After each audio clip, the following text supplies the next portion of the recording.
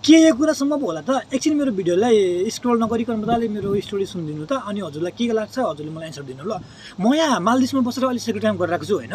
मैले युट्युबतिर भिडियोहरू बनाएर हाल्न थालेँ क्या। हाल्न थालेपछि मेरो जति पनि सेक्युरिटी साथीहरू छ नि उनीहरूले मलाई सिधै हेरेर भन्ने क्या, युट्युबर वा केही हुनेवाला छैन, छोडिदेऊ या छोडिदेऊ 2-4 दिनको मात्रै हो अरे। जबसम्म मलाई पहिले लाग्थ्यो क्या, मेरो जबसम्म मेरो 1-2 जना सब्सक्राइबर थियो नि त्यो बेलामा मलाई लाग्थ्यो कि मलाई होला सायद यार हुन्न कि भने मैले लास्टै गिल्टी फिल मतलब लस फिल हुन्छ नि त।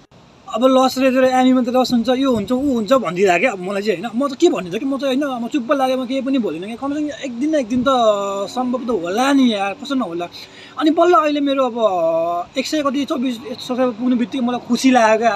अब चाहिँ केही भन्न बाटो हराउँछ भन्ने चाहिँ लाग्यो होइन। तर म अहिले पनि देखाउन चाहन्न, कहिले पनि भन्दिनँ। म युट्युब च्यानल खोलेको छु, कुरा गरेको छु भनेर मैले कहिले पनि भन्न चाहन्न क्या अहिले चाहिँ। अब किनभने म चाहिँ तपाईँको 1K सब्सक्राइबर पुगेपछि मात्रै मैले मजाले म टक्क लगाएर भन्छु क्या, भन्नु नि भन्नु जरुरत छैन। 1K पुगेपछि त अनि च्यानल मजाले अब होइन सब्सक्राइबर पुग्छ, अनि वाचिङहरू नि पुरा हुन्छ क्या। अनि त्यसपछि म चाहिँ एकैचोटि च्यानल मोनेटाइज भएपछि नि मजाले अब थाहा भइहाल्छ नि होइन केटाको च्यानल मोनेटाइज भएछ भन्ने कुरा क्या। अब यो कुराहरू सम्भव हुने नहुने भनेको तपाईँको हातको कुरा हो हेर्नु होइन। म त केही भन्न चाहन्न यसको बारेमा। अब हजुरलाई म राम्रो लाग्छ, मतलब मलाई माया गरिदिनु भएको छ अहिलेसम्म पनि, प्लस अझै पनि माया गरिदिनु भन्न चाहन्छु कि कमसेकम म मेरो लागि नराम्रो बोल्ने मान्छेहरूको लागि चाहिँ एउटा सिक बाटो बनाओस् कि मतलब गऱ्यो भने चाहिँ हुँदो रहेछ भन्ने कुरा होइन।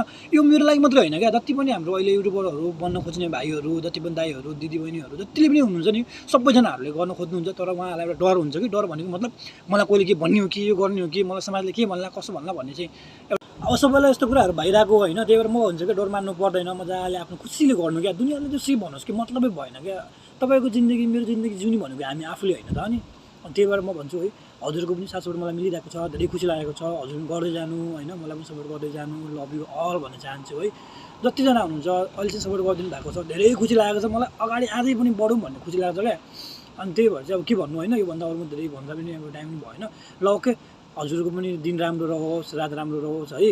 अनि हजुरले आफ्नो प्यारो भाइ सम्झेर टक्क भाइले सब्सक्राइबर पनि गरिदिनु, सपोर्ट गरिदिनु है त है। सबैको लागि भनेको मैले यो कुरा, मेरो लाइफ मात्र होइन सबैको लाइफमा यस्तो कुराहरू आउँछ ल है त। सम्भव हुन्छ अवश्य। 10 या सम्भव भएरै छोड्यो हेर्नु त ला, के भन्थ्यो सम्भव हुँदैन त, गर्नु छोड्नु हुँदैन, हुन्छ सम्भव अवश्य हुन्छ, बास गर्नु मात्रै पर्यो, सिधा कुरो। Love you all.